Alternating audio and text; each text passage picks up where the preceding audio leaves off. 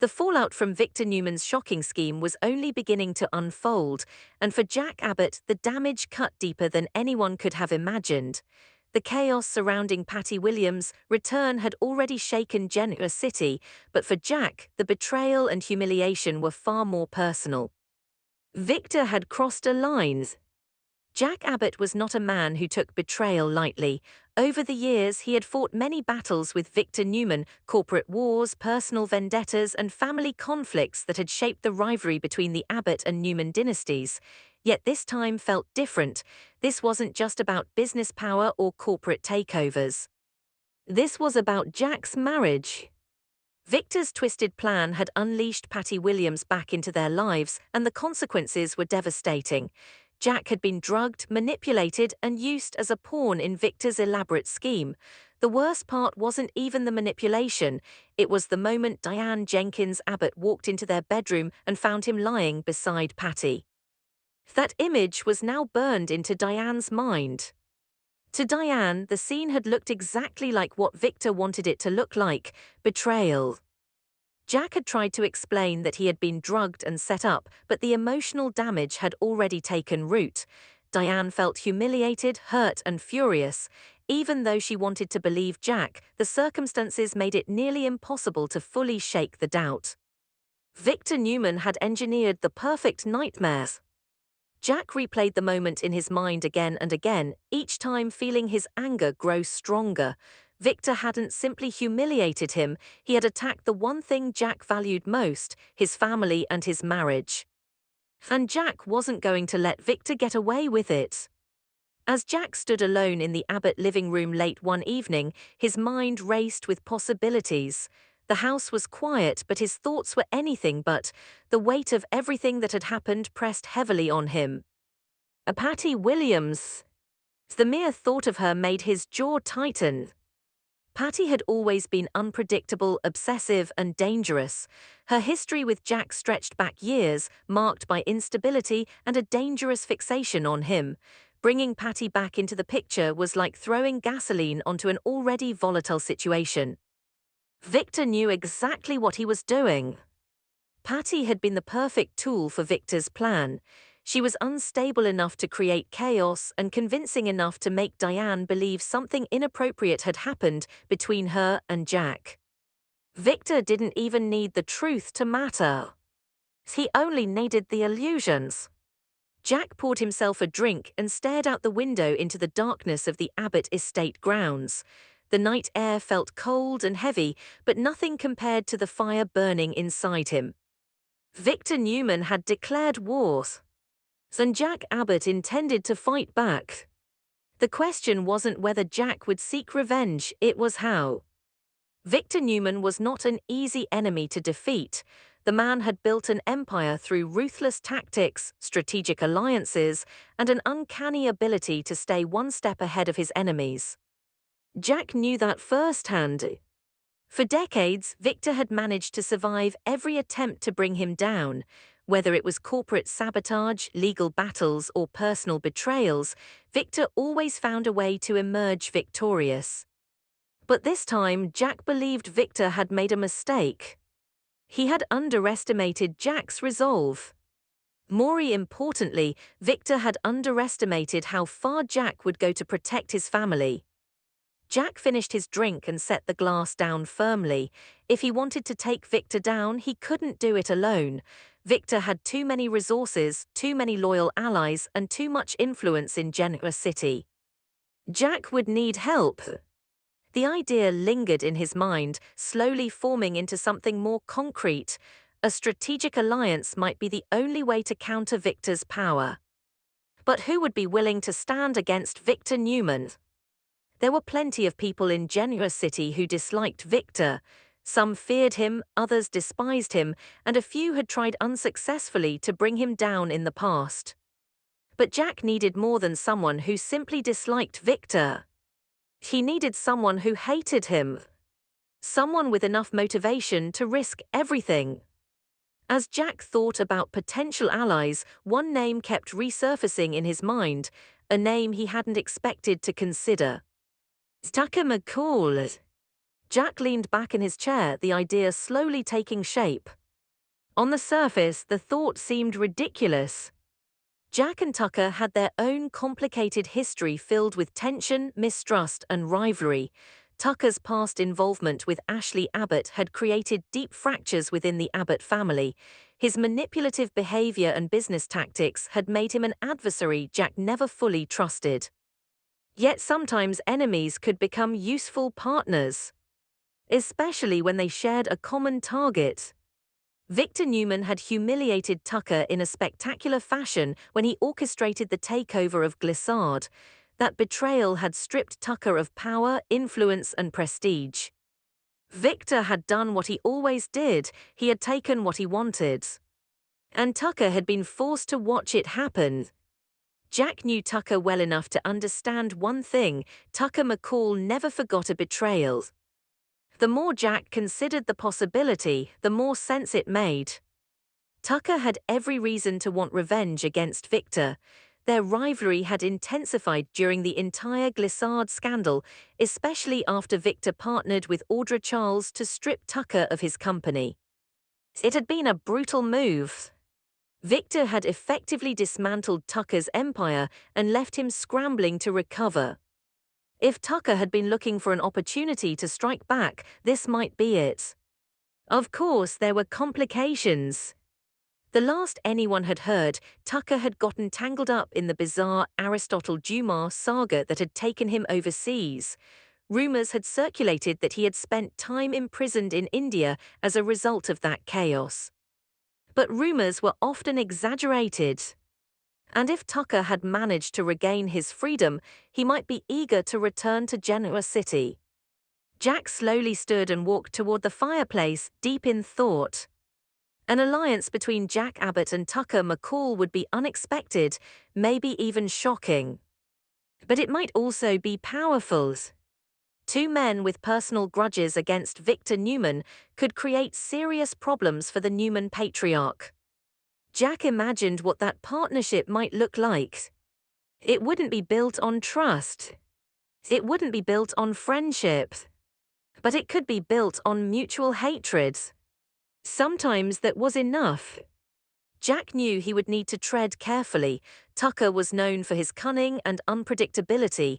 Any partnership with him would require clear boundaries and careful planning. But Jack was willing to take the risk. Because Victor Newman had forced his hand. Victor had attacked Jack's marriage, his reputation, and his peace of mind. That kind of betrayal demanded consequences. And if Tucker McCall wanted revenge as badly as Jack suspected, the two of them might become a formidable team. Jack stared into the flames, his determination hardening. Victor Newman might believe he had already won this battle. But the war was just beginning. And Jack Abbott was preparing to make his next move. Across Genoa City, the ripple effects of Victor Newman's scheme continued spreading, though Victor himself remained as confident and calculating as ever. From his office at Newman Enterprises, he watched the city move beneath him, convinced that he had once again proven his dominance. Victor believed he had neutralized Jack Abbott. From Victor's perspective, the plan had been flawless. Jack had been humiliated, his marriage had been shaken, Diane's trust had been fractured, and Patty Williams had served her purpose perfectly. Victor didn't need to destroy Jack completely. He only needed to weaken him. In Victor's mind, Jack Abbott was now distracted, wounded, and emotionally compromised. That made him far less dangerous as an adversary. Victor was wrong. Because while Jack had indeed been shaken by the ordeal, the experience had also ignited something far more dangerous inside him: determination. Jack Abbott was not finished. Not by a long shot. Meanwhile, elsewhere in the city, Diane Jenkins Abbott sat alone in the Abbott mansion, struggling to process everything that had happened. The image of Jack lying beside Patty Williams continued to haunt her. Even though Jack had explained that he had been drugged, Diane couldn't erase the shock of walking into that room. The scene had looked so real, so devastating. Patty had been smiling. Jack had been unconscious, and the entire moment had felt like something out of a nightmare. Diane knew Victor was capable of manipulation. She had seen his schemes unfold many times before, yet a small voice in her mind continued to whisper doubts. What if there was more to the story? What if Victor hadn't needed to stage everything? Diane hated herself for even considering the possibility, but the emotional wounds were still fresh. Jack had noticed the distance growing between them, and that realization only fueled his desire to bring Victor down. Later that evening, Jack made a decision. He was going to find Tucker McCall. If Tucker was free, Jack intended to reach out to him. The idea of working with Tucker would once have seemed impossible, but desperate situations often required unexpected alliances. Jack began making discreet inquiries. Old contacts, business associates, anyone who might know Tucker's current whereabouts. Within a few days, whispers began circulating. Tucker McCall had indeed been released. He had left India quietly and was rumored to be preparing a return to the business world. When Jack received confirmation that Tucker was back in the United States, he wasted no time. The meeting was arranged discreetly at a private club outside Genoa City. When Jack arrived, he found Tucker already waiting for him. Tucker McCall looked slightly different than Jack remembered. There was a sharper edge to him now, as though his time overseas had hardened him, but the familiar intelligence in his eyes remained unchanged. Tucker smiled faintly as Jack approached the table. "Well," Tucker said calmly, "this is unexpected." Jack took a seat across from him. "Not as unexpected as you might think," Jack replied. Tucker studied him carefully. "I assume you didn't ask to meet because you suddenly wanted to be friends." Jack didn't bother sugarcoating it. "No, I came because we have a common problem." Tucker leaned back slightly. "Victor Newman." Jack nodded. "That's right." A slow smile spread across Tucker's face. "I was wondering how long it would take before someone in this town decided they'd had enough of Victor." Jack crossed his arms. "He's gone too far." Tucker chuckled quietly. "That's Victor's specialty." For a moment, the two men simply looked at each other. Years of rivalry, mistrust, and personal history hung between them. But there was also something else. Opportunity. Jack spoke first. "You want revenge for what Victor did with Glissade." Tucker didn't deny it. "He stole my company," Tucker said, "with Audra's help. And I want him to pay for what he did to my family." Tucker's eyes narrowed slightly. "I heard about Patty Williams." Jack's expression darkened. "He drugged me, set me up, made Diane think I betrayed her." Tucker nodded slowly. "That sounds like Victor." Jack leaned forward. "I can't take him down alone." Tucker studied him carefully. "And you think I can help?" "I think you want revenge just as much as I do." Tucker considered the proposition for a long moment. Working with Jack Abbott would certainly raise eyebrows across Genoa City. Their past conflicts were well known, especially regarding Ashley Abbott. Yet Tucker was also pragmatic. And Victor Newman had humiliated him. Eventually, Tucker spoke. "An alliance between us would be complicated." Jack didn't disagree. "But effective." Tucker smiled slightly. "You're proposing an enemy of my enemy arrangement." "Exactly." Silence fell between them again. Finally, Tucker leaned forward. "All right, Jack." Jack raised an eyebrow. "You're in." Tucker nodded. "I'm in." Jack felt a surge of satisfaction. Victor Newman had no idea what was coming. Two of his most determined enemies had just joined forces. and together they were about to start plotting his downfall. As the two men began discussing strategies, one thing became clear.